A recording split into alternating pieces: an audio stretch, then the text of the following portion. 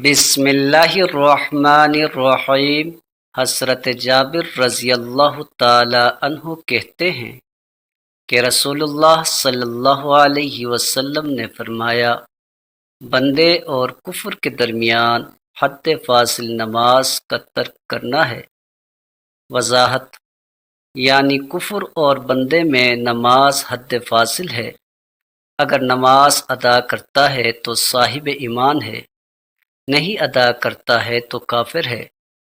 صحابہ کرام رضوان اللہ تعالی علیہم اجمعین کسی عمل کے ترک کو کفر نہیں خیال کرتے تھے سوائے نماز کے۔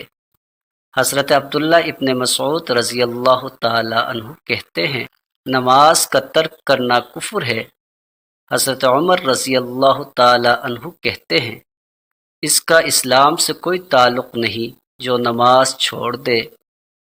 امام شافعی رحمۃ اللہ علیہ کہتے ہیں، تارک نماز مرتد ہے اگرچہ دین سے خارج نہیں ہوتا۔ اصحاب رائے کا مذہب ہے کہ اس کو قید کیا جائے تا وقت کہ نماز پڑھنے لگے۔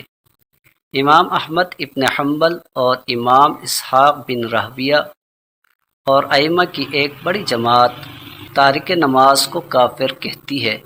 اس لیے ہر مسلمان کو اپنے ایمان کی حفاظت کے لیے نماز کا سخت اہتمام کرنا چاہیے اور عام لوگوں میں اس عظیم عبادت اور اسلامی رکن کی اہمیت کی تبلیغ کرنی چاہیے۔